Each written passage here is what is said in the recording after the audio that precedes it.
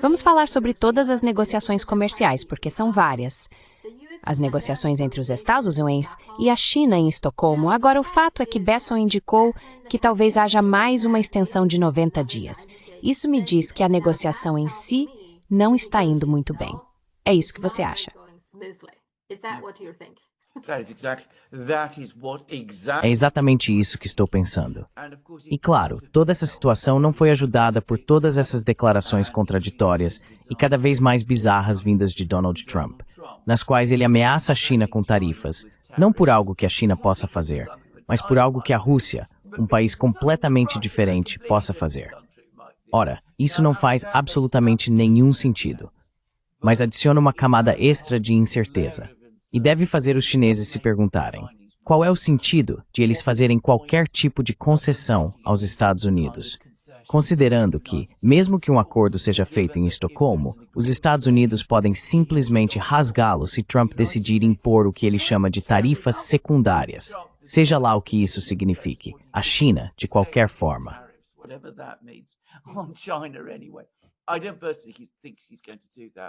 Eu, pessoalmente, não acho que ele vá fazer isso, mas me parece que os chineses não estão dispostos a fazer concessões aos americanos. Li um artigo na Reuters ontem, em que especificamente sobre a questão da China comprar petróleo russo, os chineses disseram: olha, isso não é da sua conta. É a nossa soberania econômica que está em jogo. Não vamos negociar sobre isso. Qualquer pessoa que entenda algo sobre a China saberia que é exatamente isso que eles diriam.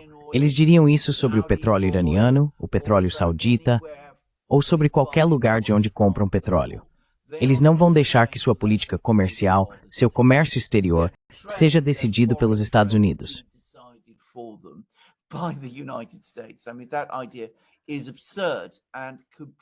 Quero dizer, essa ideia é absurda e completamente inaceitável. E se eles cedessem em algo assim, como o dia segue a noite, os americanos viriam exigir outra coisa. Mas suspeito que não há nenhum acordo real sobre nada no momento. Então eles só vão empurrar o problema com a barriga. Porque, como eu disse, não acho que os americanos sequer tenham uma estratégia econômica ou comercial coerente. Porque, para ser franco, nunca vi uma. Nunca vi um conjunto de ideias dos americanos que eles estejam levando para a China que faça algum sentido. E se você olhar para quem está negociando em nome dos Estados em Estocolmo, tenho que dizer que também não estou particularmente impressionado com nenhuma dessas pessoas.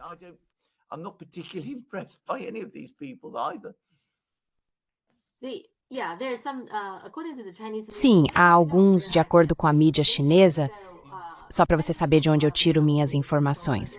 Então, a China tem muitas pessoas de mídia independente, mas também há algumas, tipo, semi-governamentais. Sabe, elas não são totalmente do governo, mas você sente que tem alguma ligação com o governo ou com think tanks ligados a universidades e coisas assim. Então, tem alguns desses que eu acompanho que às vezes trazem informações além da narrativa oficial.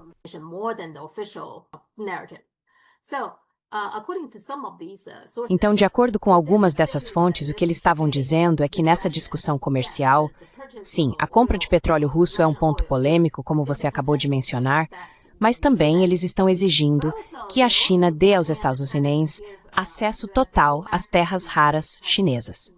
Agora, até o momento, a China afrouxou o controle sobre o uso civil das terras raras, mas o que os Estados Unidos estão dizendo é que precisam de acesso total na quantidade que quiserem. Por que a China concordaria com algo assim? Certo, as terras raras são da China, então eles têm o direito de...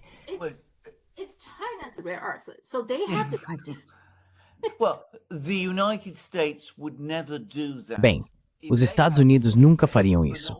Se tivessem um monopólio sobre terras raras, nunca abririam mão dessa forma. Eles estão fazendo uma exigência à China que jamais aceitariam para si mesmos. Então, quero dizer, isso mostra novamente o incrível senso de direito dessas pessoas. Não é apenas ilógico, mas não consigo imaginar que passe despercebido pelas pessoas na China que exigir esse tipo de acesso lembra novamente uma relação de tratado desigual. Quero dizer, você tem seus recursos e nos dá acesso irrestrito a eles. A China já passou por isso.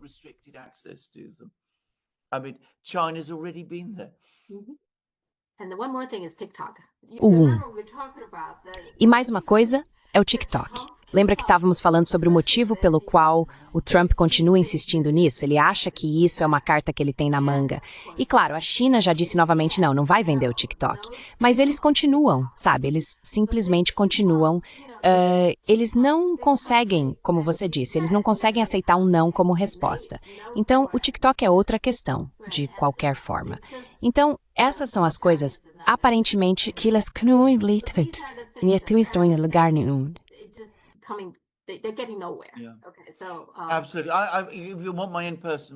Com certeza. Se você quer a minha opinião pessoal, acho que essa questão do petróleo russo está sendo levantada pelos americanos mais como um ponto de pressão sobre a China do que qualquer outra coisa. Não acredito que eles realmente pensem que os chineses um dia cederiam em algo assim. E como eu disse, os russos obviamente também não vão ceder. Então, acho que eles trouxeram esse assunto da forma como fizeram agora, justamente para tentar pressionar os russos ou os chineses. Mas é claro, qualquer pessoa que tenha algum conhecimento sobre a China sabe que isso simplesmente não vai acontecer.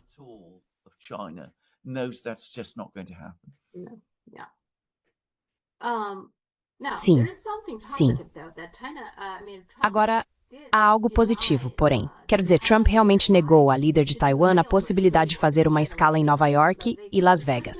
Só para você saber, isso é algo que foi negado à líder de Taiwan. Eles tentam fazer isso no primeiro ano de mandato. Eles sempre fazem uma viagem, chamam de viagem para visitar alguns países da América do Sul, mas fazem uma escala nos Estados Unidos, na costa leste e na costa oeste. Na costa leste, quase sempre fazem escala em Nova York, porque normalmente recebem um convite do Hudson Institute para fazer um discurso. Só para você entender como isso funciona.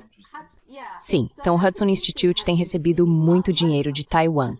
Isso explica esse roteiro. Eles contratam pessoas como Miles Yu e Gordon Chang para ficarem baseados lá. Só para você saber.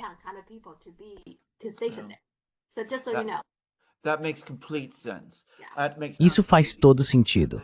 Faz absolutamente todo sentido. E você está certo. Quero dizer, foi uma coisa boa que o Trump fez. Quero dizer, esse indivíduo que finge ser o presidente de um país que não existe, enfim, também está absolutamente certo que ele não venha para os Estados Unidos. E quero dizer, ele não deveria ser bem-vindo lá. É simples assim. Sim. E também há um esforço de recall por parte dele. Agora, o recall, à primeira vista, é que ele planeja destituir cerca de 20 a 30 legisladores do Kuomintang, o partido de oposição. Isso por si só já é um problema. Houve uma eleição e você deveria reconhecer o resultado da eleição, mas ele não gosta do fato de não ter maioria absoluta no parlamento, então quer destituir essas pessoas. E em seguida, ele colocaria membros do próprio partido dele para ter controle absoluto.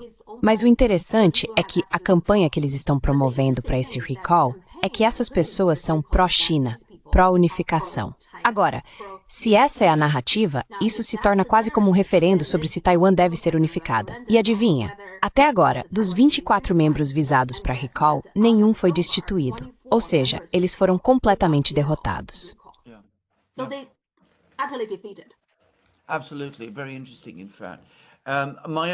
Absolutamente. Muito interessante, de fato. Minha opinião pessoal sobre as eleições em Taiwan é que todos os esforços foram feitos para garantir que esse homem fosse eleito, mas não conseguiram repetir isso da mesma forma nas eleições parlamentares, que provavelmente forneceram uma expressão mais precisa dos verdadeiros sentimentos em Taiwan. E, aliás, essa questão do voto de recall atraiu muita atenção no Ocidente. Não estou dizendo que a grande mídia daqui tenha coberto, mas muitas pessoas que conheço estão cientes disso, o que é incomum para esse tipo de notícia sobre Taiwan. Mas a informação chegou até aqui. E como eu disse, isso abalou as suposições que muitas pessoas tinham sobre Taiwan e sobre os verdadeiros sentimentos do povo de lá.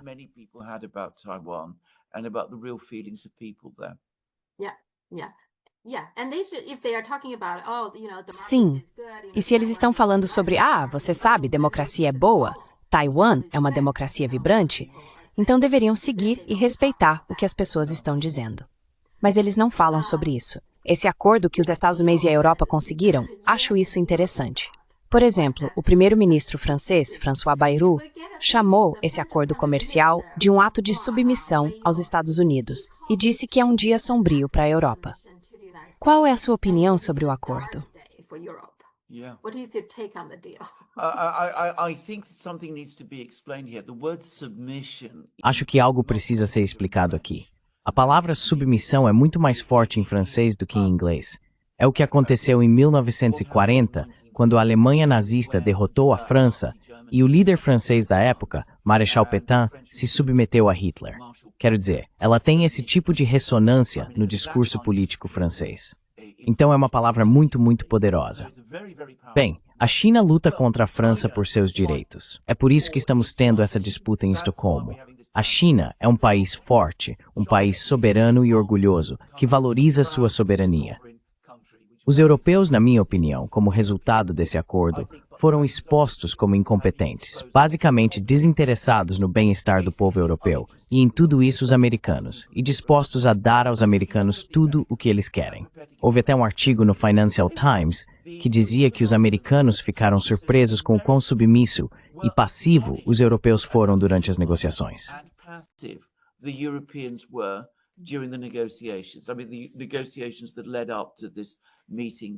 Quero dizer, as negociações que antecederam essa reunião entre Ursula von der Leyen e Trump na Escócia, os americanos estavam constantemente esperando que os europeus apresentassem contrapropostas, o que nunca aconteceu.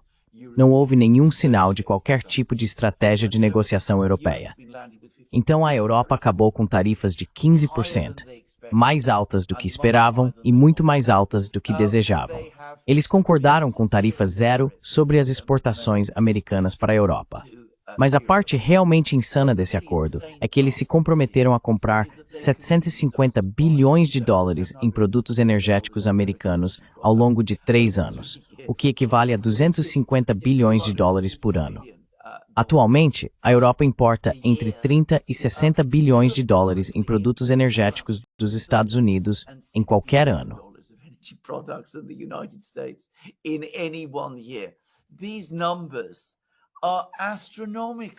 Esses números são astronômicos. São um absurdo. Claramente, Donald Trump os tirou do nada. Essa é a única explicação. E os europeus incrivelmente concordaram com eles. Você consegue imaginar negociadores da China aceitando algo assim? Já te contei antes o que os russos me disseram sobre os negociadores chineses, que eles discutem, que são bem preparados e prontos, e vão debater cada linha, cada palavra em cada linha, cada vírgula e sinal de pontuação, seja em inglês ou qualquer outro idioma. Mas quando você fecha um acordo com eles, o que pode levar muito, muito tempo, ele é absolutamente sólido. Pois bem, aqui você vê a abordagem europeia para negociações. É o oposto diametral. Você consegue um acordo que eles mal negociam e que não pode ser sólido, porque é baseado em fantasia.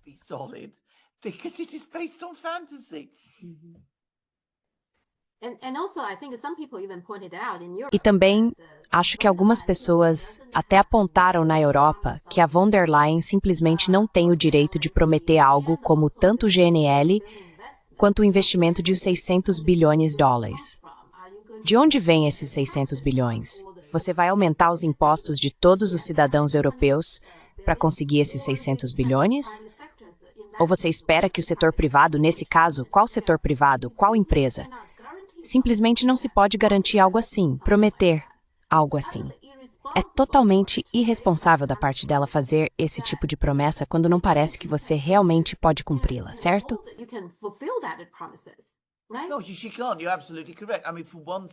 Não, ela não pode. Você está absolutamente certo. Quero dizer, para começar, se os Estados-nação europeus vão fornecer 600 bilhões de dólares em investimentos para os Estados Unidos sob as estruturas europeias, isso precisa ser acordado por eles. Não pode, não é função da presidente da Comissão Europeia, que é uma executiva, comprometer a Europa com uma decisão política. Você se lembra que na semana passada estávamos falando sobre qual era o papel do presidente do Conselho e qual é o papel da Comissão?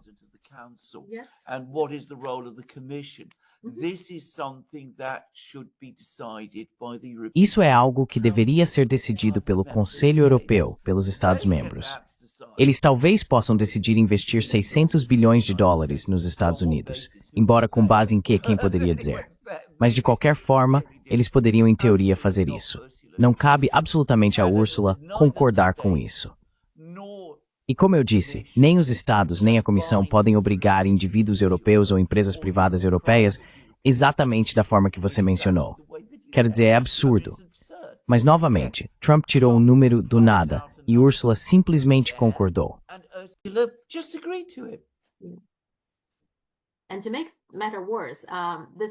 E para piorar, essa negociação entre China e Europa não foi muito bem. Primeiro de tudo, acabei de descobrir que quando eles foram para a China na verdade nem os convidou. Foram eles, von der Leyen e Costa, que quiseram ir para a China. Você pensaria, ok, vocês estão tão ansiosos para me visitar, deveriam ter algumas boas condições para mim, certo? São vocês que querem que essa reunião aconteça no meu território. Pois é, não, eles também fizeram exigências como parem todo o comércio com a Rússia, ok? Nada mais de petróleo russo. E aí, com os carros elétricos, eles dizem, ok, vocês podem vender carros elétricos, mas também precisam transferir toda a sua tecnologia central para empresas europeias. Agora, as montadoras europeias foram para a China, e a China exigiu que fizessem joint ventures, mas nunca exigiu transferência de tecnologia central. Isso nunca foi pedido, mas agora estão pedindo.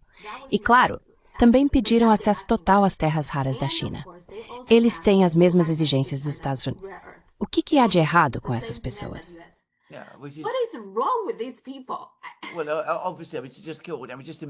Bem, obviamente, quero dizer, só imagine, todos nós sabemos que a Apple estabeleceu linhas de produção na China. Os chineses disseram, bem, em troca de estabelecer linhas de produção na China, vocês devem nos dar todos os seus segredos comerciais e sistemas operacionais. Precisamos de tudo isso. Quero dizer novamente, essas são exigências absurdas, ridículas. Eu entendo tudo sobre parcerias. Eu entendo sobre acordos de coprodução e todos esses tipos de acordos que a China costumava fazer e fazia com muito, muito sucesso. Isso não é novidade. O que está sendo exigido agora não tem nada a ver com isso. É basicamente a rendição dos direitos de propriedade intelectual, que é algo totalmente diferente.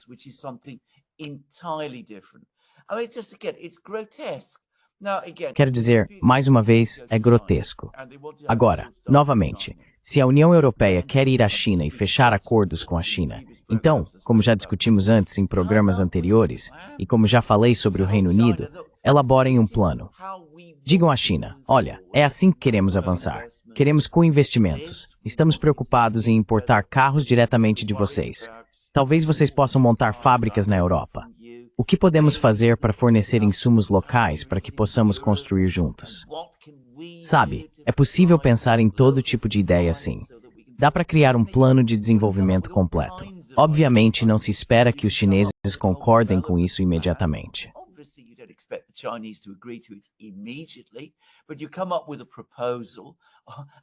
Mas você apresenta uma proposta devidamente elaborada, bem pensada e financeiramente sólida.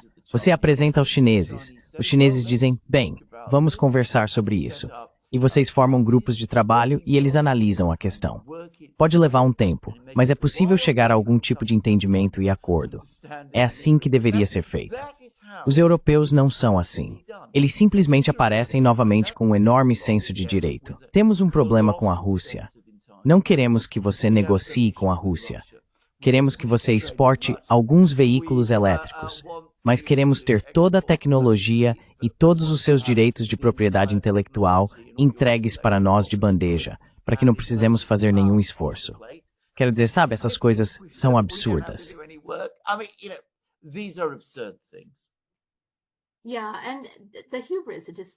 Sim, e a arrogância é simplesmente impressionante, porque não faz tanto tempo assim, Wang Yi visitou a Europa, certo? Essa exigência foi feita pelos europeus, lembra? E Wang Yi deixou muito claro, não podemos concordar com isso. E você pensaria, ok, os europeus deveriam levar isso de volta para a União Europeia e discutir com os líderes, dizendo, ok, o que podemos oferecer à China para tornar isso mais atraente? Não, essas pessoas simplesmente vieram à China com a mesma exigência.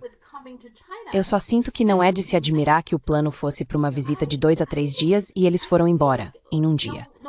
Acho que a China só estava dizendo, sabe, apenas vão embora.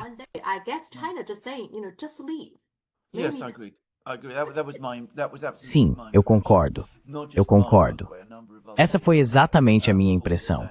E não só minha, aliás. Várias outras pessoas que conheço pensaram o mesmo. Quero dizer, posso só fazer uma observação geral agora, que é sobre a União Europeia, que sempre se orgulha de suas tremendas habilidades de negociação. Agora, a maioria das pessoas concorda que no mundo de hoje existem três grandes potências geopolíticas. Uma é a China, outra são os Estados Unidos e a outra é a Rússia.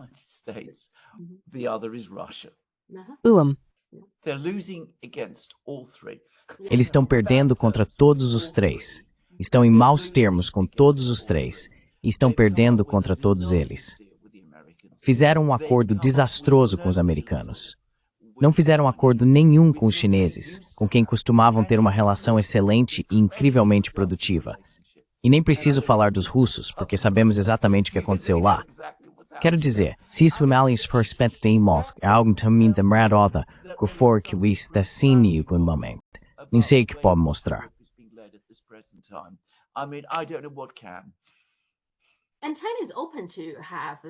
E a China está aberta a ter manufatura na Europa. Eles já instalaram uma na Hungria, acho que é uma empresa de baterias, uma grande. Então eles definitivamente podem chegar a algum tipo de acordo. Eu não entendo essas pessoas, elas simplesmente apresentam suas exigências, 1, 2, 3. Isso não é uma negociação, é apenas uma lista de exigências que eles têm, e a China supostamente deveria simplesmente aceitar.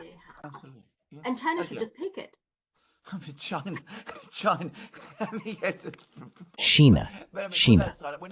Mas quero dizer, deixando isso de lado, quando estive na Hungria em outubro, ouvi muito sobre esse acordo de que estavam falando, em grande, muito grande, detalhe sobre como o primeiro-ministro húngaro, Sr. Orbán, basicamente acredita que o futuro econômico e industrial da Hungria está em uma parceria próxima com a China e que eles querem atrair fábricas de carros chinesas para a Hungria e conseguir investimentos conjuntos com a China em indústrias no país. E que aparentemente ele passa grande parte do seu dia trabalhando nisso, porque é alguém que realmente se dedica aos detalhes. Claro, os líderes europeus não fazem nada parecido. Quero dizer, o que a Hungria faz em pequena escala, eles são incapazes de fazer em grande escala. Como você disse corretamente, é apenas um conjunto de exigências sem si oferecido em troca.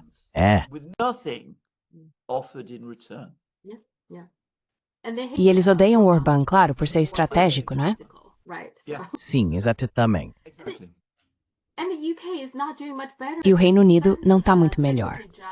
O secretário de Defesa, John Healey, basicamente disse que o Reino Unido está pronto para lutar contra a China se a China quiser tomar Taiwan, unificar-se com Taiwan. Ele não pode estar falando sério, né? Ele só está dizendo isso.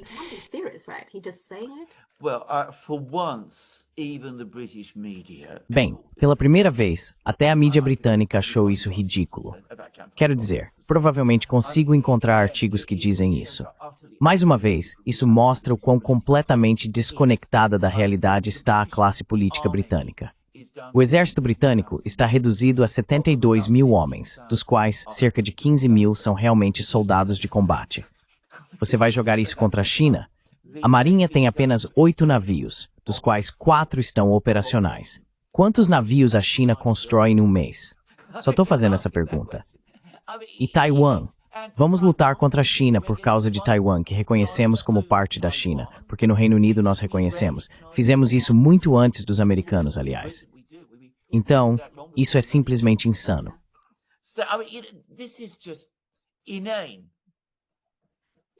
O Reino Unido não está enfrentando alguns problemas econômicos agora, mas ainda assim tem dinheiro para enfrentar a China?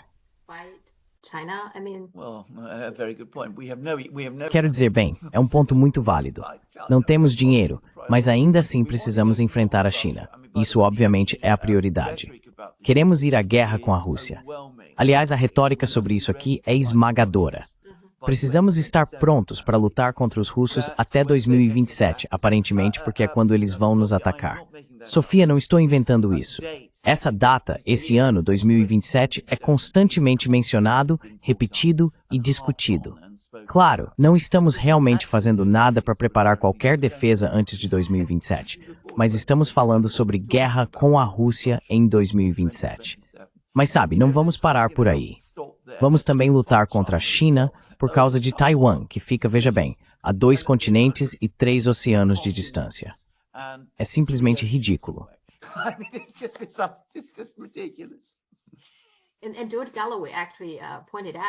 E George Galloway realmente destacou que a última vez que a Grã-Bretanha lutou contra a China na água foi em 1949. Havia um navio de guerra, o HMS Amethyst, certo? E ele estava no rio Yangtze. Naquela época, as forças comunistas o encalharam, mas naquela época a China era muito mais pobre, sabe? Eles praticamente não tinham nada. E de alguma forma, agora achamos que podemos enfrentar a China?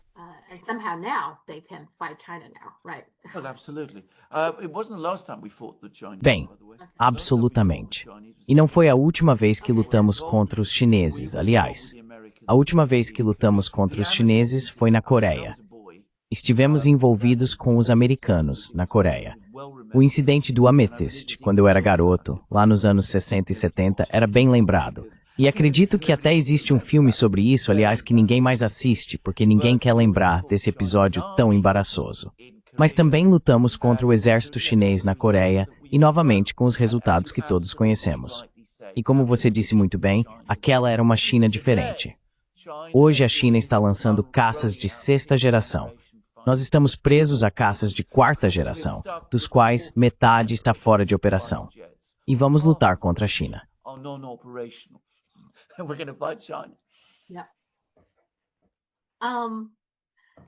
Sim. Agora, o Trump deu à Rússia, 50 dias para conseguir algum tipo de cessar-fogo. Mas agora ele diz 10 dias. O que ele está tentando fazer aqui? Quero dizer, seja 10 dias ou 50 dias, a Rússia não vai recuar, a gente sabe disso. Então, o que ele está tentando fazer? Bem, os russos estão interpretando isso como um sinal de fraqueza. Recentemente, antes de fazermos este programa, eu estava lendo comentários de um general russo, ele é um general aposentado, o general Ivashov, e ele disse que isso é claramente um sinal da frustração de Trump. Quando ele deu o ultimato anterior, esperava que os russos ou Putin ligassem. Os russos ou Putin não ligaram. Então Trump diz, bem, não estou interessado em conversar. Ele não está interessado em falar comigo, eu não estou interessado em falar com ele. Repare que ele disse algo muito parecido sobre Xi Jinping. Não, eu não quero ir à China.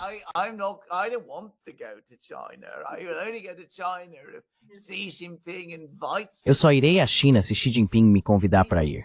Quero dizer, essas coisas, enfim, não vamos perder tempo com isso. Há um elemento de verdade nisso. Mas volto ao que disse. Acho que, em parte, foi uma forma de pressionar a China. As negociações em Estocolmo não estavam indo bem, e acho que ele provavelmente está recebendo informações sobre isso do Scott Bess. Ele está claramente irritado com isso. Então reduziu o prazo porque está dizendo a todos que, se os russos não capitularem, ele vai impor tarifas de 100% à China. Como eu disse, não procure lógica nisso, mas foi isso que ele disse.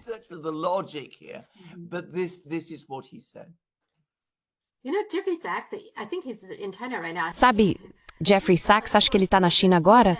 Acabei de ver um vídeo curto e ele disse que os russos jogam xadrez, a China joga Go e os Estados Unidos jogam pôquer. E o que o pôquer faz é, antes de tudo, ser um jogo curto.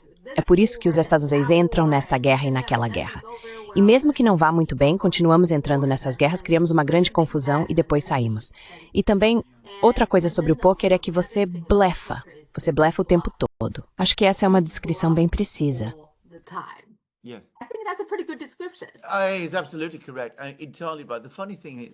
Está absolutamente correto. Totalmente certo. O engraçado é que os americanos nem blefam tão bem assim hoje em dia. Quero dizer, antigamente eles até faziam isso. Mas sabe, agora estão blefando com cartas muito fracas. A experiência do que aconteceu na primavera, quando Trump começou a impor tarifas, 100%, ou seja lá quanto foi, sobre a China, deveria tê-lo ensinado que a China não reage bem a blefes, mas ele parece não entender isso.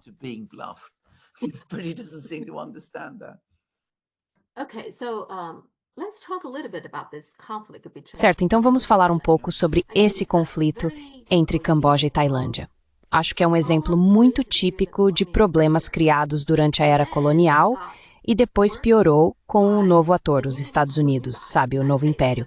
Então é bem típico. Eles têm esse problema com um templo na fronteira. O nome do templo é interessante, chama-se Templo de Preah-Vihear. Mas enfim, esse templo costumava ser, acho que, um templo hindu, mas ao longo dos anos acabou se tornando mais um templo budista.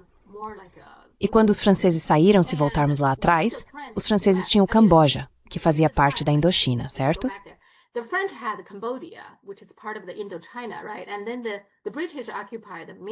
E então os britânicos ocuparam Myanmar e no meio estava a Tailândia, que era considerada uma espécie de zona tampão. Os britânicos saíram antes, em 1948, enquanto os franceses ficaram mais alguns anos. Durante esse tempo, eles tomaram esse templo e o tornaram parte do que chamavam de Camboja. Então dá para ver que isso é um problema para a Tailândia. Eles consideram o templo como sendo deles, mas os franceses o tomaram. Depois que os franceses saíram, a Tailândia foi à CIJ para tentar recuperá-lo, mas a CIJ decidiu que ele ainda pertencia ao Camboja. O problema disso é a estrada que leva ao templo. Você tem que passar pela Tailândia. É aí que está todo esse problema. E ao longo dos anos, eles vêm tentando controlar a fronteira.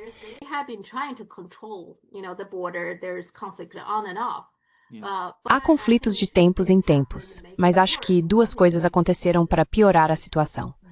Uma delas é que, em 2008, esse templo foi designado como Patrimônio Mundial da Unesco, o que imediatamente aumentou o turismo. E por isso, ambos os países querem reivindicar essa área para poder lucrar com o turismo. E claro, as terras raras. Pelo que entendi, terras raras não são novidade. Acho que tanto os britânicos quanto os franceses descobriram terras raras ali, mas isso não era algo importante até os últimos anos. Agora, o valor está em torno de, vi vários números absurdos, 600 bilhões de dólares, e algumas pessoas dizem até mais do que isso. Enfim, acho que é aí que está o problema.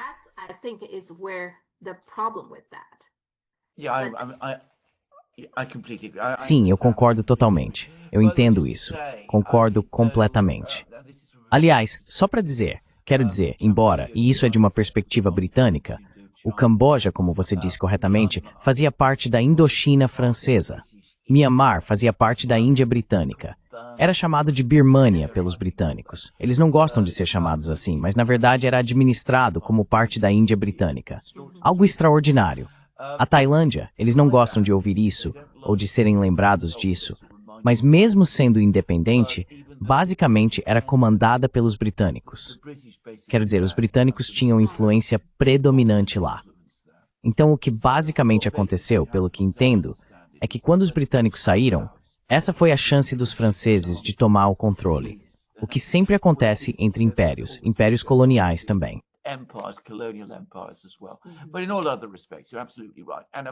Mas em todos os outros aspectos, você está absolutamente certo.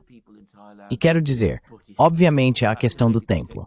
Acredito que as pessoas na Tailândia são budistas e tudo mais, então talvez elas levem isso a sério e o templo seja valioso. E obviamente essas disputas de fronteira também existem. Mas tenho certeza de que por trás de tudo isso está a questão das terras raras. E a questão não é apenas os Estados Unidos em si, porque são sempre os americanos tentando controlar as terras raras. Trata-se de impedir que os chineses, que têm boas relações com o Camboja e relações não ruins com a Tailândia, consigam essas terras raras primeiro.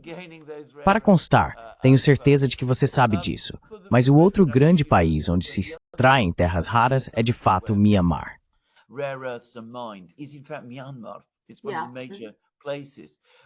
É um dos principais lugares. Mas claro, novamente, a China domina a indústria lá, o que é algo histórico e de longo prazo, afinal, eles são vizinhos. Mas isso tem sido retratado da pior maneira possível no Ocidente. E mais uma vez, acho que tem havido problemas em Myanmar. Então acredito que estão tentando prejudicar essa indústria. E claro, estão tentando fazer o mesmo em relação a essa indústria também. Então, acho que é uma tentativa de impedir que a China explore essas terras raras, o que ela consegue fazer e o Ocidente não. Quero dizer, eles não têm os meios para refinar as terras raras. Aliás, acho que o mesmo vale para o Brasil. O Brasil é um importante produtor de terras raras e, aparentemente, possui grandes depósitos de terras raras.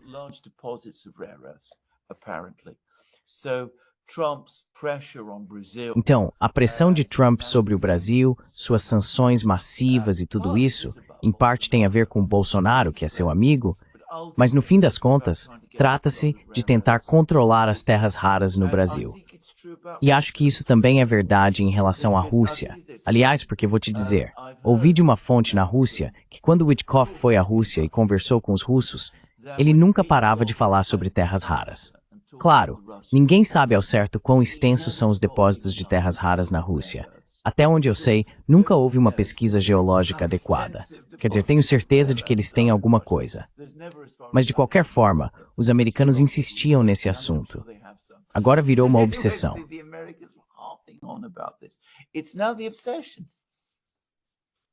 É, assim como você disse, tudo é sobre a China. E agora tudo é sobre a China. E agora tudo também gira em torno das terras raras, porque isso é algo com que os Estados Unidos realmente têm muita dificuldade de lidar, certo? Mas o Trump, ao mesmo tempo, também estava muito ansioso para ganhar o Prêmio Nobel da Paz, aparentemente. Então ele afirmou que fez todas as ligações telefônicas enquanto jogava golfe, não sei, na Escócia, e disse que foi ele quem fez o cessar-fogo acontecer, o que não é verdade. Ele realmente fez ligações, e os dois lados concordaram por telefone, mas algumas horas depois começaram a lutar novamente. Mas aqui está a questão sobre o Trump.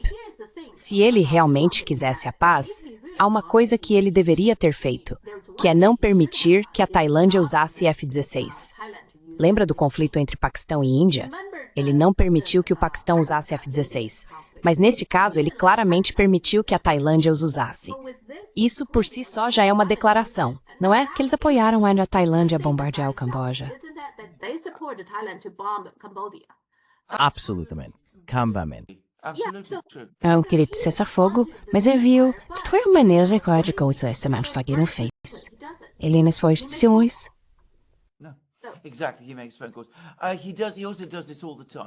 Exatamente, ele faz ligações telefônicas.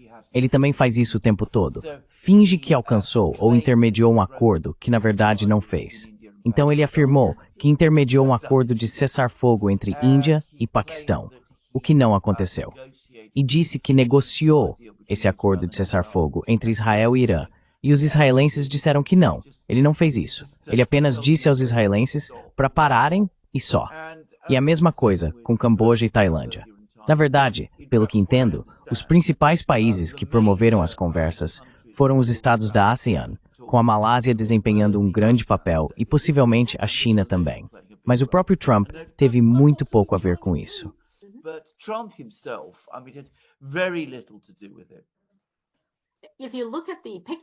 Você olha para a foto do The New York Times, uma foto muito interessante, então você vê a Malásia ali, depois os dois lados, certo?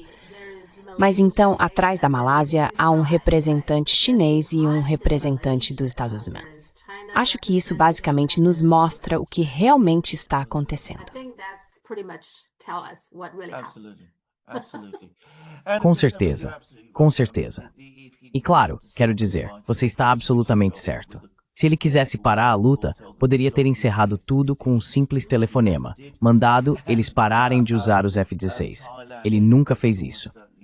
E a Tailândia, de qualquer forma, quase certamente teria aceitado. Mas claro, a Tailândia ainda é vista nos Estados Unidos como uma espécie de aliada, enquanto o Camboja é visto como mais próximo da China por causa da história. Sim, mas como você disse, a China também tem um bom relacionamento com a Tailândia. Com a Tailândia também. Sim, porque eles estão fazendo grandes investimentos. Estão construindo uma estrada, uma ferrovia e conectando diferentes países. Então, sim, a China não quer se envolver diretamente nisso. A China foi quem enfatizou que a ASEAN deveria conduzir as negociações, sim, a mediação.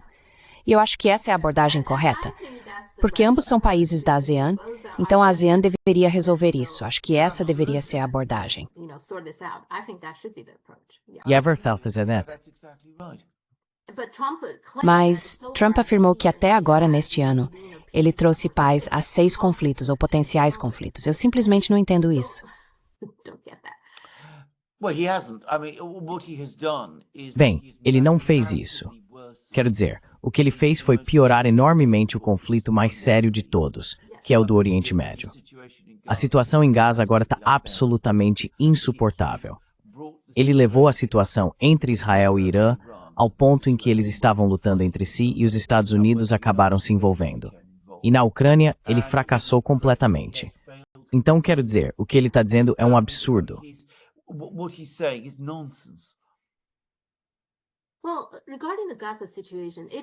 Bem, em relação à situação em Gaza, é uma situação muito, muito séria, certo? Literalmente 2 milhões de pessoas estão passando fome.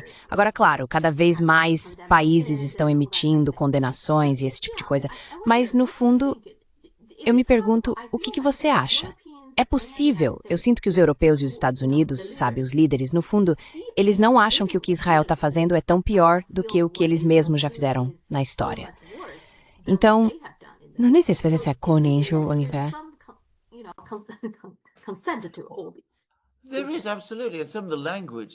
Com certeza, existe. E parte da linguagem que alguns líderes europeus usaram sobre Israel e suas políticas é inacreditável. Quero dizer, quando Israel atacou o Irã, e lembre-se, atacou o Irã enquanto negociações estavam em andamento, e claro, atacou o Irã enquanto a situação em Gaza estava se deteriorando, até o ponto que vemos agora. O chanceler da Alemanha disse que Israel estava fazendo o trabalho sujo do Ocidente.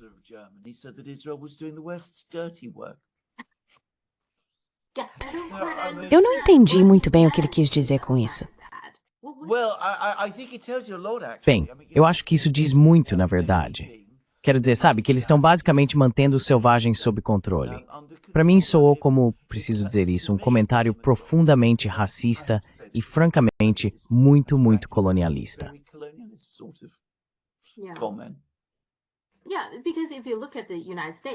Sim, porque se você olhar para os Estados Unidos, sabe como os europeus vieram para cá e cometeram genocídio contra os nativos. E na Austrália fizeram coisas semelhantes, quero dizer, no Canadá também. Então, para eles, acho que isso não é novidade.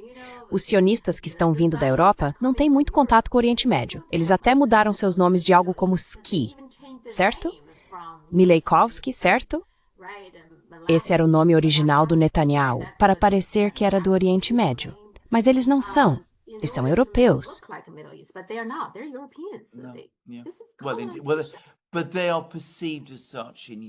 Mas eles são percebidos assim na Europa. Quero dizer, Israel ainda é membro, por exemplo, do Festival Eurovisão da Canção. Então, quero dizer, é visto como um país europeu que, de certa forma, faz parte do Oriente Médio.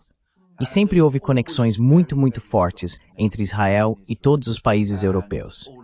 Então, existe essa grande predisposição para apoiá-los. E, claro, no nível de coleta de inteligência e tudo mais, todas as agências de inteligência estão integradas entre si.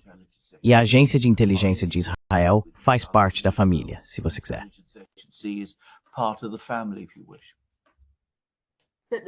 É por isso que eles fazem algum tipo de maquiagem, porque isso não é sustentável. As pessoas realmente irritadas que têm...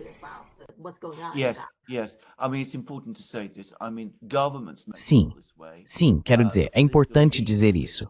Quero dizer, os governos podem se sentir assim. As elites políticas sentem. As populações da Europa estão cada vez mais horrorizadas. No Reino Unido, com certeza estão. E o efeito sobre o governo começa a aparecer. Quero dizer, vou contar aos seus telespectadores, minha esposa, que é muito apaixonada por toda essa questão, está profundamente abalada com isso.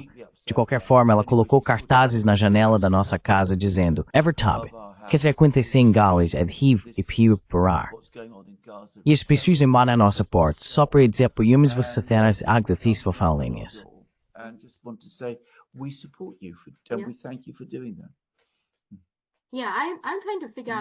Sim, estou tentando entender por que, mesmo com tanta pressão do público, o governo continua tão teimoso e não faz nada de concreto.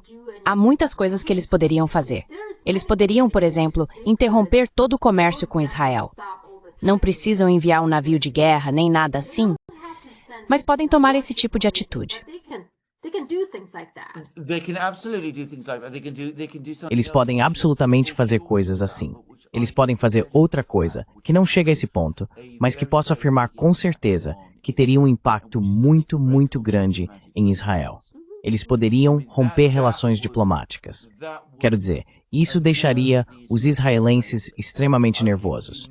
Seria um choque muito maior para eles do que o que Starmer diz que vai fazer e do que Macron fez, que é reconhecer o Estado palestino.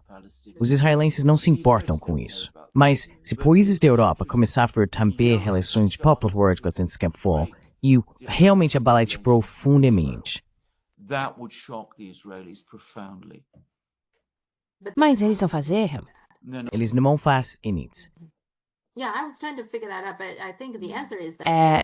Eu estava tentando entender isso, mas acho que a resposta é que, no fundo, eles realmente não condenam Israel do jeito que é.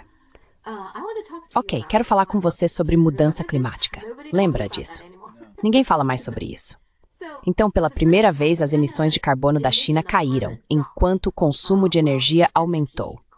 Isso deveria ser uma grande notícia, certo? Mas ninguém está falando sobre isso. A China estabeleceu sua própria meta para 2030 de atingir o pico de emissões de carbono e depois, para 2060, se tornar neutra em carbono.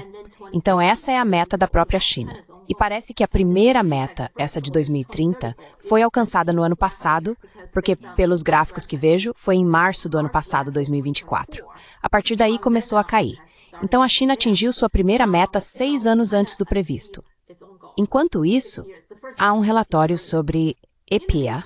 A EPA dos Estados Unidos está agora elaborando um plano para acabar com sua capacidade de combater a mudança climática. Ou seja, o plano não é combater a mudança climática, mas acabar com a capacidade de combatê-la.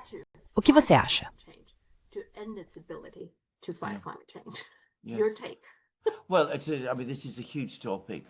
Bem, quero dizer, esse é um assunto enorme, mas você está completamente certo. Essa é a política. Quero dizer, os Estados Unidos tomaram uma decisão incrível, que é voltar aos combustíveis fósseis. Eles estão fazendo isso. Eles vão continuar. Quero dizer, toda a retórica que vem dos Estados Unidos é sobre combustíveis fósseis. O presidente fala o tempo todo sobre perfure, baby perfure. Ele disse o mesmo para Keir Starmer. Aliás, é a original teste é as questões climáticas. Essa proteção é mais importante. That problem isn't important anymore. It's an incredible paradox that just a few years ago. É um paradoxo incrível que há apenas alguns anos você deve se lembrar das pessoas dizendo: estamos lutando contra as mudanças climáticas no Ocidente. Mas na verdade são os chineses. Eles continuam construindo minas de carvão e mais minas de carvão, usinas termoelétricas a carvão, e eles estão minando o nosso grande projeto. Agora, a China é de longe a maior usuária, desenvolvedora e potência tecnológica por trás dos sistemas de energia renovável e, de repente, todos nós perdemos o interesse nisso e estamos voltando ao petróleo e ao gás e, em breve, suspeito, ao carvão também. Agora, o que talvez você não saiba é que existe um historiador britânico muito famoso e importante chamado Adam Tooze. Ele é, em particular, um economista especializado em questões econômicas. He particularly is an economist on economic matters. Anyway, he's just been to China and he's actually just delivered a lecture. De qualquer forma, ele acabou de ir à China e acabou de dar uma palestra em Pequim. Isso está causando um grande impacto aqui no Reino Unido, no meio acadêmico. O argumento dele é que não se trata apenas de a China ser agora líder mundial em energias renováveis, mas que a produção de energia do país, baseada agora principalmente em tecnologias renováveis, está disparando. Foram apresentados gráficos em que se vê como a produção de energia na Grã-Bretanha, por exemplo, começou no século XVIII, subiu gradualmente e agora está em declínio. O mesmo nos Estados Unidos, começou no século XIX, subiu gradualmente e depois começou a cair. Com a China, o gráfico é assim, simplesmente dispara para cima. It's just zooming upward. And he said there is no precedent for this. E ele disse que não há precedente para isso em nenhum período da história econômica. O que a China está fazendo claramente não é apenas adotar as novas tecnologias, mas entender que essas novas tecnologias vão consumir muita energia. Elas vão precisar de muita eletricidade. E a única maneira de gerar eletricidade nesse nível é por meio da adoção de tecnologias verdes. Ele também destaca que, em todo o sul global, as tecnologias verdes estão vencendo em todos os lugares. E para onde as pessoas vão? Elas vão para a China, porque os Estados Unidos e o Ocidente estão escolhendo a tecnologia do passado, os combustíveis fósseis.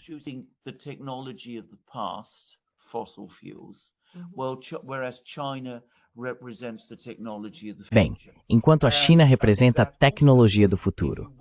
E também, se você quiser modernizar seu sistema de energia, essas novas tecnologias que a China está liderando são muito mais adaptadas às necessidades dos países do sul global do que as tecnologias antigas eram ou são. Porque, enquanto no passado as potências imperiais podiam controlar o fornecimento de petróleo, carvão e gás, ninguém pode controlar a energia fornecida pelo sol, pelo vento ou mesmo pela energia nuclear.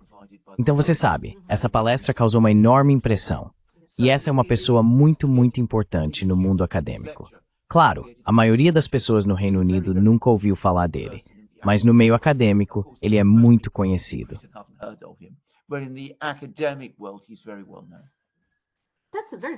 Esse é um ponto muito bom, porque isso deve, com sorte, diminuir essa tensão em relação aos recursos naturais, certo? A luta por petróleo, carvão e gás. Exato, Simon. E só para te dar um pouco de contexto, na China, há muita discussão sobre toda essa questão das mudanças climáticas. A China está realmente interessada nisso. Uma das figuras de destaque é Jing Zhongli. Ele é geólogo e também membro da Academia Chinesa de Ciências. Ele foi o presidente e liderou a delegação chinesa, que foi à Cúpula do Clima de Copenhague, em 2009. Posteriormente, ele concedeu entrevistas. O que ele disse foi que foi uma reunião muito tensa. Aparentemente que o Ocidente estava pressionando os países em desenvolvimento.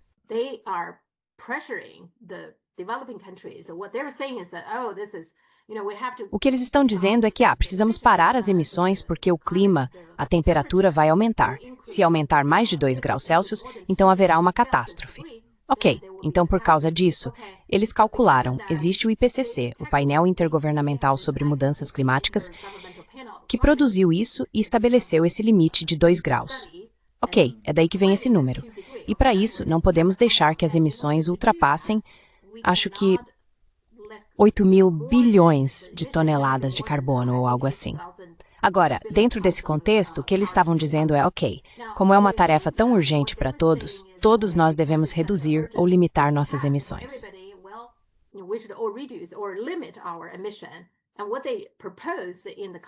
E o que eles propuseram nesta cúpula do clima é que os países desenvolvidos, os países ocidentais, suas emissões per capita deveriam ser 2,3 vezes maiores do que as dos países em desenvolvimento. Quero dizer por quê? Por que as suas emissões per capita podem ser 2,3 vezes maiores? Bem, eles dizem que antes suas emissões eram 7,5 vezes maiores. Então, por esse motivo, eles afirmam que já fizeram concessões ao reduzir suas emissões. E não só isso, mas após o G8, lembre-se, a Rússia ainda fazia parte do G8. Então, no G8, eles apresentaram outra proposta dizendo que, dos 27 países ocidentais, eles deveriam poder alocar cerca de 44% daqueles 8.000 bilhões de toneladas de emissões permitidas.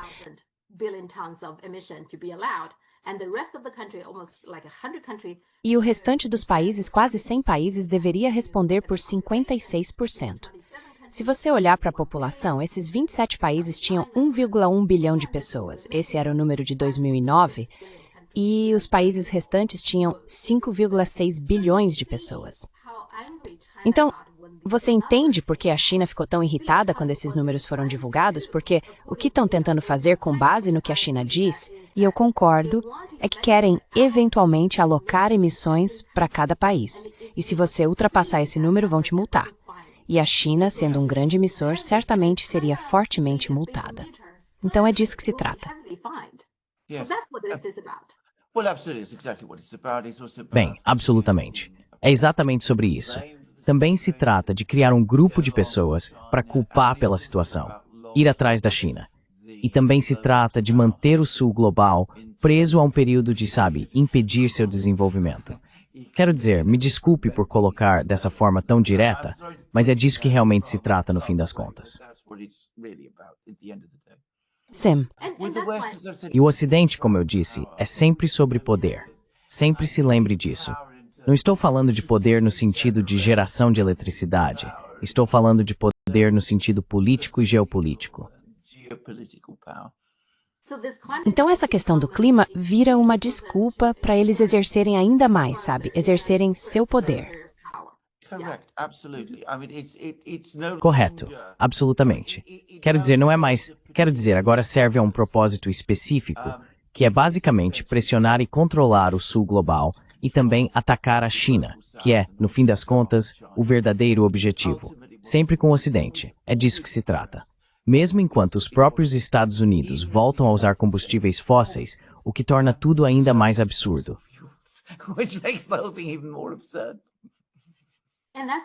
E é por isso que a conclusão é que os direitos de emissão são direitos de desenvolvimento iguais aos direitos humanos.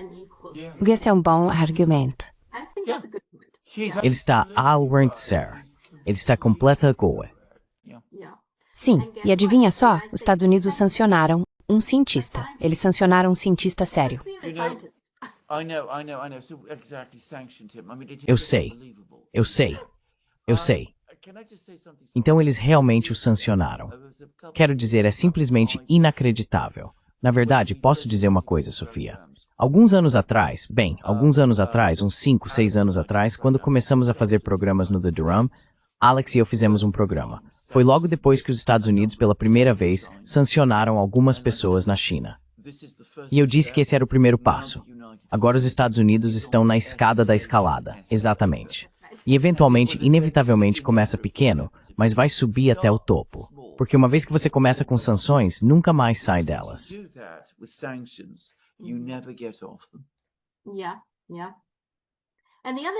Sim. E outra coisa, também em 2021, Jin Zhongli disse, vamos ver, aposto que esses países ocidentais vão abandonar sua meta. E, de fato, só este ano espera-se que a Alemanha não atinja sua meta climática de 2030, que é reduzir as emissões de gases de efeito estufa em 65% em comparação com o nível de 1990. Isso de acordo com o conselheiro do governo deles e relatórios do Climate Action Tracker. Então tem isso. E o Reino Unido, acabei de ver que a Kemi Badenoch, ela é a líder do Partido Conservador agora, certo? Então ela está dizendo agora que é impossível para o Reino Unido atingir sua meta de 0 emissões líquidas até 2050. Essa meta, pelo que entendi, foi sancionada por lei pela Theresa May, do próprio partido dela. E agora ela está dizendo que é impossível. Eles nem estão cumprindo a própria meta.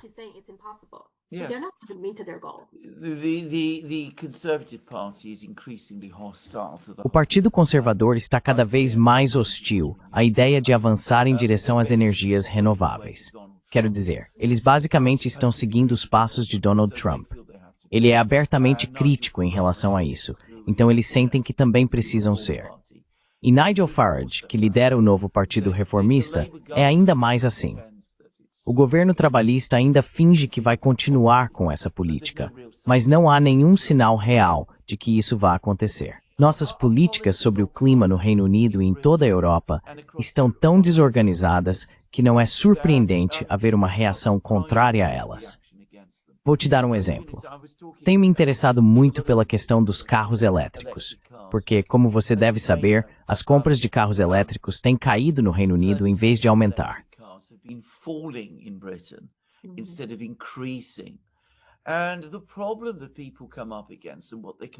E o problema que as pessoas enfrentam, e sobre o qual estão constantemente reclamando, é que não há infraestrutura.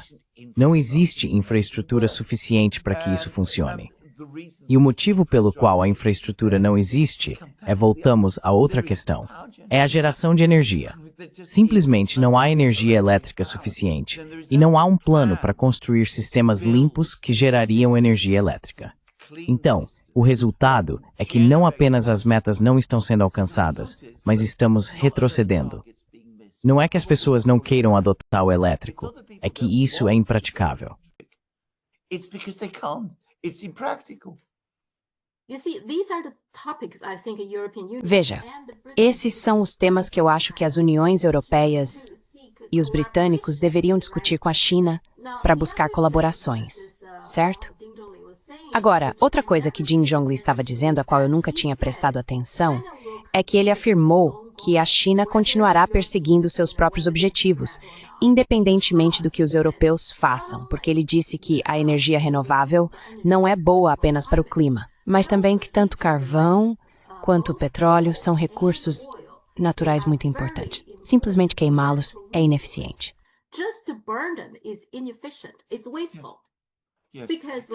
É um desperdício, porque com o petróleo, sabemos que há muitos produtos químicos e farmacêuticos que vêm do petróleo. E o carvão, na verdade, contém elementos de terras raras, sabe? Falamos tanto sobre terras raras. O próprio carvão possui elementos de terras raras. Então, esses são recursos naturais úteis e muito importantes, mas não são ilimitados, certo? Eles não são facilmente produzidos pela natureza. É por isso que devemos usá-los de uma forma muito mais prova. Eu não vi nenhum desses tipos de discussões que está sendo interessante.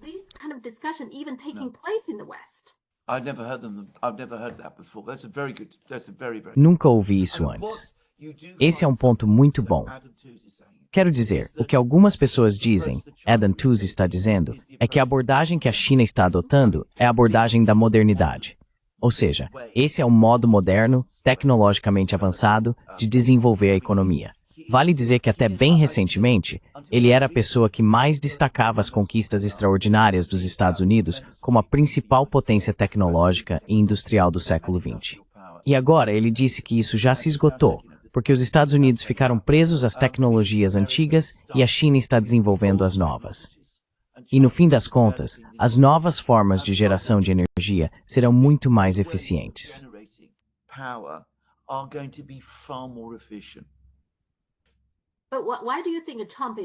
Mas por que você acha que o Trump apoiou tão fortemente tecnologias tradicionais e antigas como as indústrias de carvão e petróleo? Por que ele é tão contra as energias renováveis, considerando, por exemplo, o Elon Musk?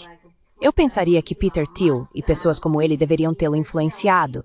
Quero dizer, eles deveriam saber que o futuro está nas energias renováveis.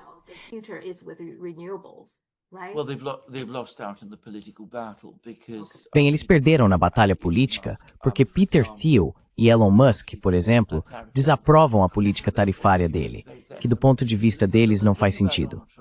Quero dizer, o lance sobre Donald Trump é que ele é uma dessas pessoas que tem algumas ideias e quando as tem, basicamente nunca as abandona. Há muito tempo, ele decidiu que a mudança climática era uma farsa. Então, ele não acredita nisso. Ele está preocupado. E acho que, em algum nível, há um sentimento genuíno sobre isso, com o efeito na Rust Belt da mudança na direção econômica dos Estados Unidos. Então ele quer reconstruir a Rust Belt. Ele fala muito sobre isso. Ele vai até lá, encontra as pessoas de lá, tem algumas conexões com elas.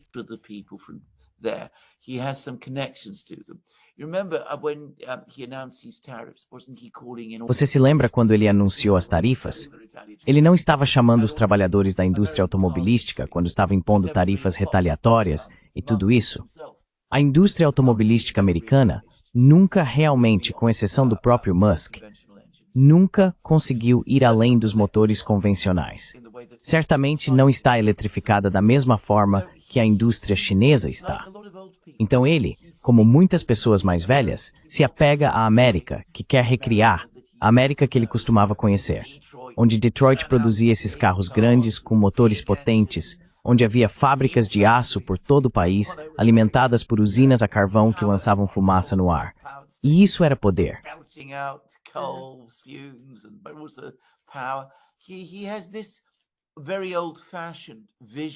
Ele tem uma visão muito antiquada dos Estados Unidos, que, claro, está completamente desconectada da América, que precisa emergir se quiser manter seu lugar no mundo moderno. É muito interessante dizer tudo isso, aliás, porque veja bem, os russos, que, claro, todo mundo fala que são totalmente dependentes de combustíveis fósseis, sabe, o posto de gasolina disfarçado de país e tudo mais, pelo contrário, estão falando sobre todas essas questões o tempo todo. Quero dizer, esse é um grande tema para eles. Eles estão adotando uma abordagem um pouco diferente. Bem, estão adotando uma abordagem diferente da China, talvez porque sejam um país do norte e não recebam muita luz no inverno, mas estão investindo em energia hidrelétrica e energia nuclear. E eles são um dos grandes líderes em energia nuclear. Mas eles não pensam nesses termos arcaicos.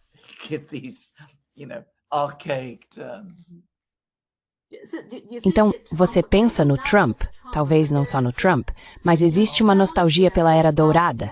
Você acha que há alguns elementos disso? Com certeza existe isso. Há uma nostalgia muito, muito forte. Eu me lembro disso, aliás, da União Soviética. A União Soviética caiu na mesma armadilha. Quero dizer, eles estavam todos focados nessas grandes indústrias pesadas que... E, na verdade, havia mais discussão de forma convincente na União Soviética do que talvez haja hoje nos Estados Unidos, dentro desses círculos de formulação de políticas. É muito, muito difícil para eles se desvincularem do modo antigo de fazer as coisas. E com Trump e as pessoas ao redor dele, eles estão absolutamente presos ao modo antigo de fazer as coisas. Quero dizer, é o período de ouro da América, e eles querem retornar a ele. Eles querem voltar para a América, que todos eles lembram dos anos 1950 e 60. E é essa América que eles querem ver de volta.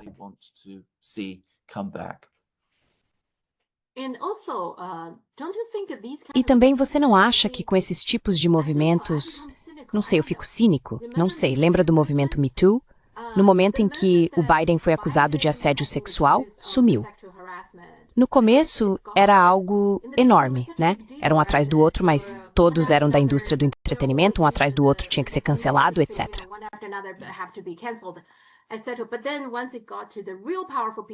Mas então, quando chegou aos realmente poderosos, sabe, o Biden, aí tudo bem, esquece o Me Too. E tem também o movimento pela paz. Muitas vezes guerras começaram com o movimento pela paz. Acho que tem um cara, acho que ele também tinha uma citação, o nome dele é Emmett Tyrell. Ele é um comentarista conservador. Ele disse: todo movimento pela paz desse século foi seguido por uma guerra. Então, e claro, toda a questão das mudanças climáticas, o movimento ambientalista, lembra do Greenpeace? Eles eram tão ativos em todo lugar. Parece que todo o movimento talvez começou com boas intenções, mas de alguma forma, ao longo do caminho, eles mudaram. Né? Sabe, ou eles acabam sendo sequestrados, ou de alguma forma mudam seu objetivo, ou algo assim.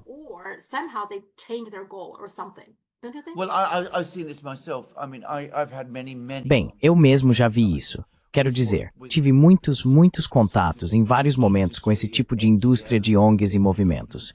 O Greenpeace, aliás, já tive algum contato com eles. E o que acontece é que, eventualmente, eles começam a receber financiamento. Eles recebem dinheiro de todo tipo de doadores poderosos. Depois os governos começam a intervir e o ativismo passa a ser direcionado para os objetivos políticos dos financiadores, deixando de ser algo realmente autêntico. Então as pessoas que você vê liderando essas organizações estão ficando muito ricas. Elas ainda mantêm, preservam a aparência de ativistas. Vestem-se de certas maneiras, quero dizer, não usam ternos, usam jeans, camisetas e coisas desse tipo. Mas a visão, o caráter, a essência dessas organizações mudou completamente.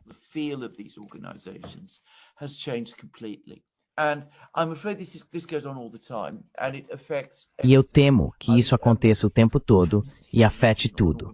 Quero dizer, a Anistia Internacional, uma organização que tenho certeza na China as pessoas não têm motivo para gostar, e eu entendo por quê, aliás. Quando foi criada nos anos 1960, era uma organização muito diferente da que vemos hoje. Foi fundada por um pequeno grupo de advogados, atuava de forma privada e se comunicava de maneira reservada com os governos. O foco principal era tentar ajudar prisioneiros específicos, que às vezes com razão, outras vezes não, consideravam boas causas. Não era essa grande organização pública muito rica que é hoje, que novamente, basicamente, é instrumentalizada para atacar os inimigos dos Estados Unidos.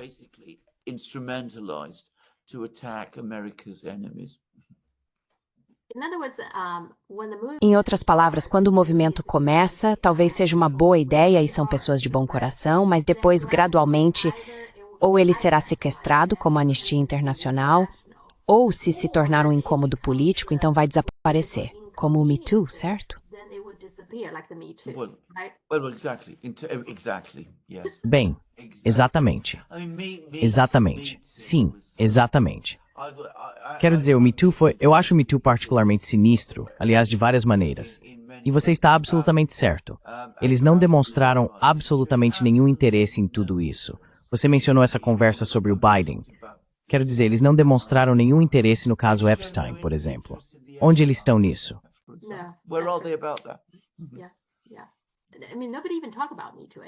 Quero dizer, ninguém nem fala mais sobre o Me Too, sabe? Não é mencionado. É especialmente decepcionante para aquelas pessoas que começaram esse movimento.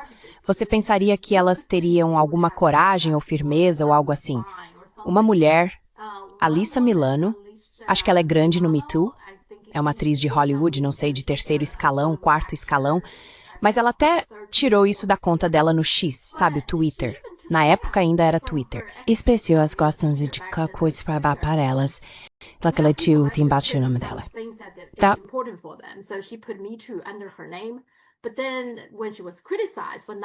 Mas então, quando ela foi criticada por não dizer nada sobre o Biden, você sabe o caso Tara Reade, ela simplesmente tirou do ar.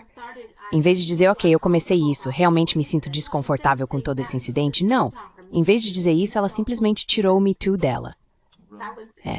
Foi isso. E outra coisa, eu acho que todas essas pessoas belicistas, sabe, os falcões, eles tendem a gostar muito de usar a palavra dissuasão, né? Quando falam sobre guerra nuclear, como o Albert Jacobi, se você lê o artigo dele, ele fala de dissuasão o tempo todo, como se fosse uma pessoa amante da paz. Eles gostam de fazer isso.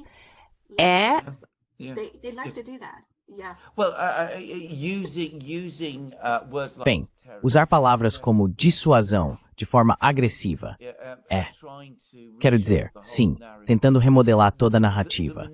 Quero dizer, a manipulação da linguagem é algo que fazemos muito no Ocidente, e isso é muito ruim. Acho que já falei sobre isso antes, que uma das coisas que há muito tempo lembro de ter lido, nunca consigo pronunciar o nome dele direito, Confúcio.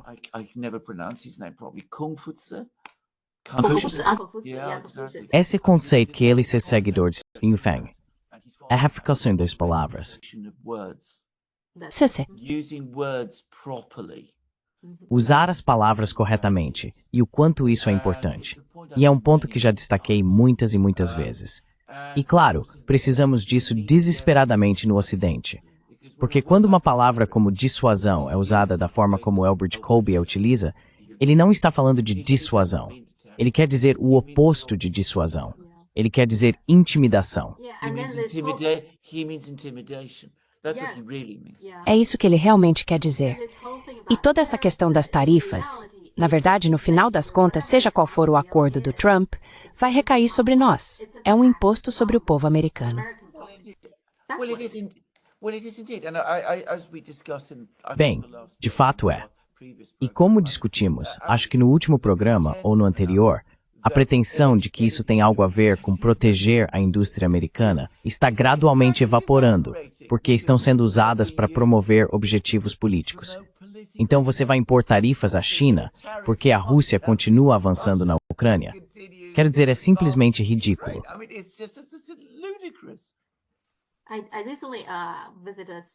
Recentemente visitei uma loja asiática local. Não é só asiática, eles têm muitos produtos europeus também. Então, na verdade, é uma loja internacional. Conheço a dona e ela me contou que essas tarifas estão realmente prejudicando o negócio dela porque ela precisa aumentar os preços. Ela disse que tentou absorver parte dos aumentos, mas se for 70%, aparentemente havia uma cerveja ou algo assim da Europa que agora tem uma tarifa de 70%, ela disse, consigo absorver um aumento de 20%, mas ainda assim, 50% é repassado para meus clientes. Então, o que o Trump está fazendo está prejudicando consumidores e pequenos negócios como o dela. É isso que ele está fazendo.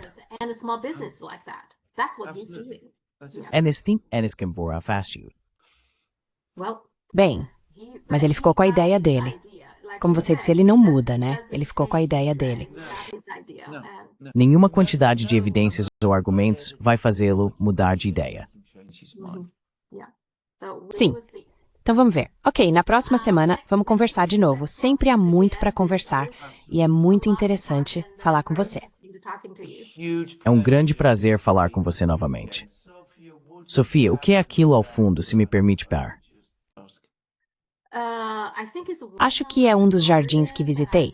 Provavelmente ensujou, mas não tenho certeza porque não só sujou, mas Wuxi, de onde meu pai vem, também tem jardins bonitos. Então pode ser de lá também. Eu não sabia que você era de lá. Não sabia que sua família era daquela região. A terra do peixe e do arroz? Sim. Sim. Dessa região, sim. Meus pais são dessas áreas. Amém, sim. Ótimo. Muito obrigado. Até a próxima semana, Sofia. Tenha uma ótima semana. Igualmente. Tchau.